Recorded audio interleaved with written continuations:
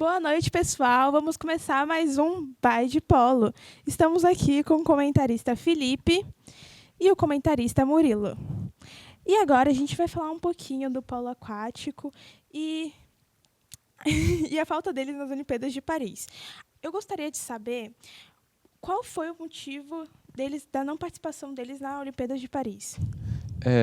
Para a Olimpíada de Paris classificam 12 países, sendo a França o país sede, os 5 campeões continentais, os 2 melhores do Campeonato Mundial de 2023 e os 4 melhores do Campeonato Mundial de 2024. Para o Brasil se classificar, é ou pelos mundiais ou pelo Pan-Americano.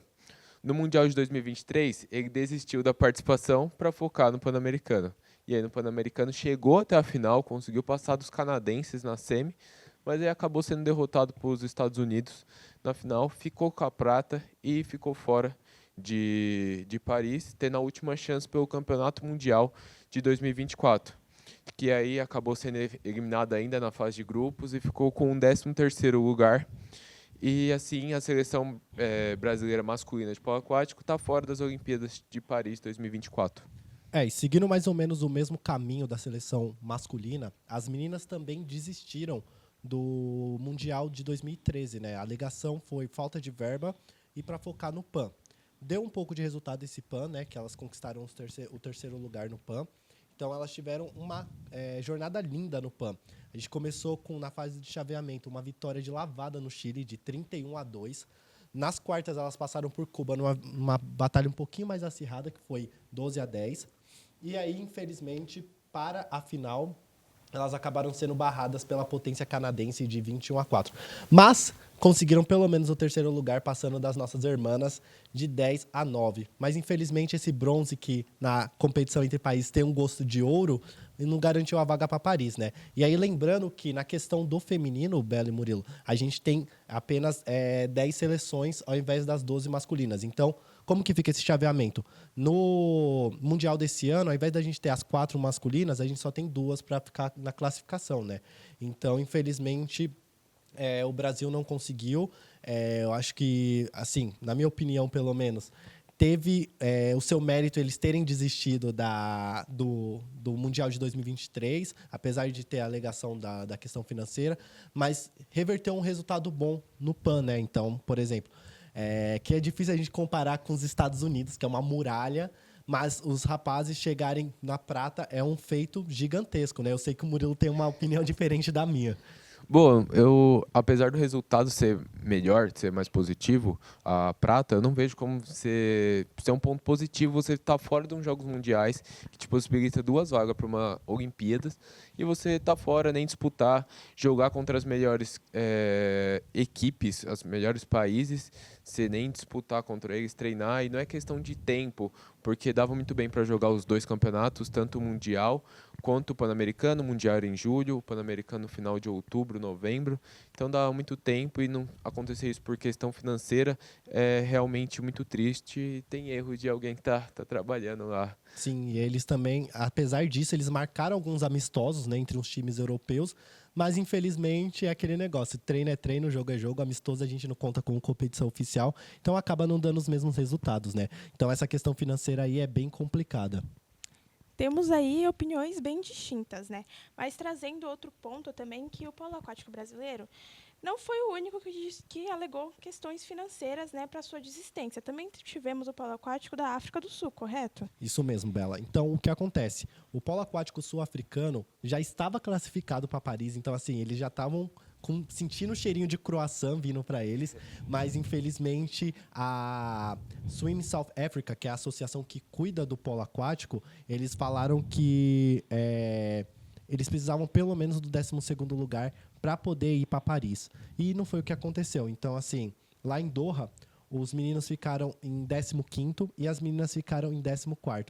Aí junta isso com o fator dos sul-africanos não terem uma empatia com o polo aquático, fez com que a vaga fosse deixada de lado. Esse fator foi uma sorte para as canadenses que estavam de fora e conseguiram voltar, e os romenos, que não davam as caras desde lá de Londres, conseguiram retornar para as Olimpíadas desse ano de Paris, né? É aquilo do que a gente fala, né? Primeiro cobra o resultado da África do Sul, para depois vir investimento. Aí fica muito difícil. Às vezes, óbvio que tem o resultado, mas complica muito mais o desenvolvimento do esporte dessa maneira. Sim, exatamente. E aí, só para dar um panorama geral de como ficou então a questão dos grupos, né?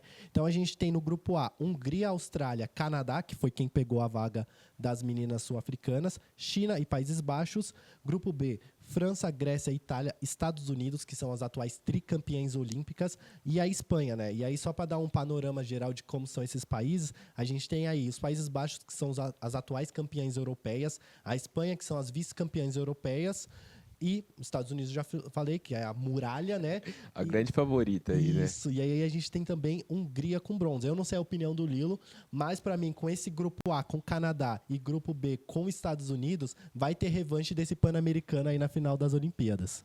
Eu falaria que as americanas é a grande favorita mesmo, que acontecer essa revanche. Eu acho que elas são as grandes favoritas mesmo para essa Olimpíadas. E aí, aproveitando para falar um pouquinho do masculino, o grupo A do masculino a gente está com a Croácia, com a Itália, a Romênia, que pegou a vaga da África do Sul, a Grécia, os Estados Unidos e Montenegro. E aí no grupo B a gente tem a Austrália, a Sérvia, a França, o país sede, a Hungria, o Japão e a Espanha.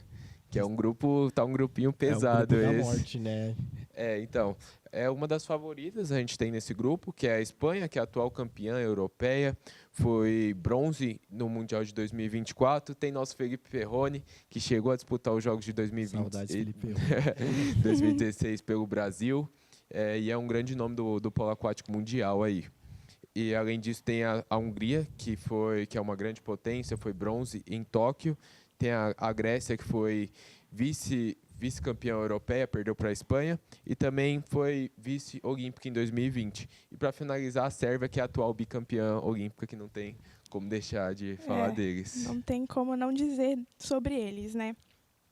Então, assim, aproveitando, né, que a gente está falando de favoritos, assim, o que falta para o Brasil chegar no nível dessas grandes potências?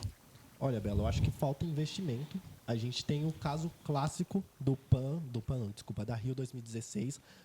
A gente teve um investimento massivo em cima do Brasil, contratação de técnicos de fora, a gente teve jogadores que a gente trouxe de fora, a gente citou o Perrone, né? O Perrone era o nosso capitão, que deu uma força gigantesca para o time, e segundo as minhas fontes, isso foi perdido durante o tempo. Então, tudo que foi construído para Rio 2016 foi perdido. Estrutura de equipe, estrutura médica, tudo isso foi perdido no caminho. Teve o escândalo da Confederação Brasileira de Desportos. A palavra realmente que falta é investimento. Não tenho o que falar, é outra coisa. Investir em base, investir no campeonato, na Liga Brasileira, que ainda tem muito poucas equipes. A PAB vem melhorando o campeonato de base, vem desenvolvendo bem, mas ainda na Liga principal tem só 7 equipes no masculino, 4 no feminino, é muito pouco. Como você vai querer sonhar em chegar numas Olimpíadas, ganhar uma medalha, se você tem só 7 equipes, 11 no total, somando o masculino e o feminino? É muito pouco. Precisa fortalecer o campeonato nacional para conseguir desenvolver atletas e aí sim chegar num Jogos Olímpicos, numas Olimpíadas e conquistar a medalha. Sim, com certeza. E você citou isso, é importante ressaltar que com esse escândalo que a gente teve aí da Confederação de Desportos Aquáticos, eles perderam basicamente o patrocinador master deles, que eram os Correios. Então, até hoje, eles sofrem problemas com questões financeiras, processos trabalhistas e tudo mais. E aí, só dando uma pincelada do que o Lilo falou, a gente tem a questão da Liga Nacional que está rolando agora, né? Então, a gente já teve os jogos da primeira fase. E no dia 13 e 14 a gente vai ter a segunda fase masculina e a primeira feminina. Então aí entra as meninas, né, começando a jogar, que ainda não tinham jogado, com Flamengo e SESI no primeiro jogo. E também tem a estreia do SESI masculino nesse dia, que eles não tinham jogado na primeira fase, que eles estão fazendo um revezamento das chaves, né? Que é o atual campeão. Exatamente. E o feminino é o Pinheiros, né, que também pode ser as favoritas aí desse ano. E é isso, galera. A gente vai ficar, né, na torcida pelo polo aquático nas próximas Olimpíadas. E vamos ficando por aqui com mais um Vai de Polo. Até o próximo programa.